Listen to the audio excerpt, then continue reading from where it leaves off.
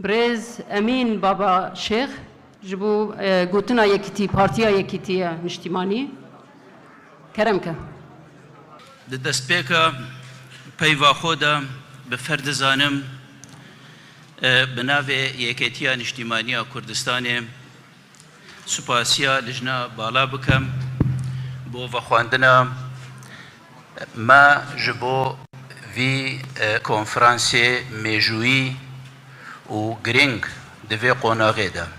جبو کنگره ایک ریزی و ایک هلوستیا کرده لروش آوا یا کردستانه و هروسا پرج دل هیویا سرکفتنه بو کنگره و دخوازین و ام هوا پشت راز دکین ام ده ید پشتوان و هاریکار بین جبو بزاوا رزگاری خوازا گلی کرد لسوریا یکیتی نشتیمانی کردستان وکو هر دم و پشتوان و ریخوشکر به با یک ریزی و یک هلوستیا گلی کرد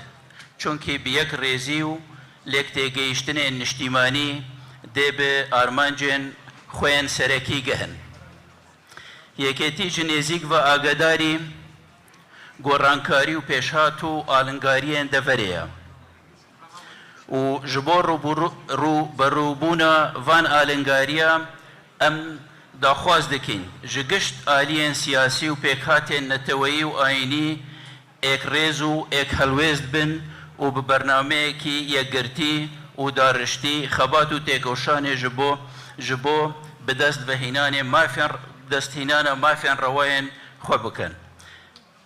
ام بفر و بالرواد بینین قال كرت للروش آوا داكو كيج دستوري كي ديمقراطي وتعددي بكت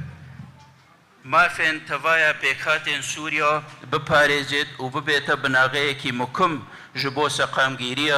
سوريا ودفري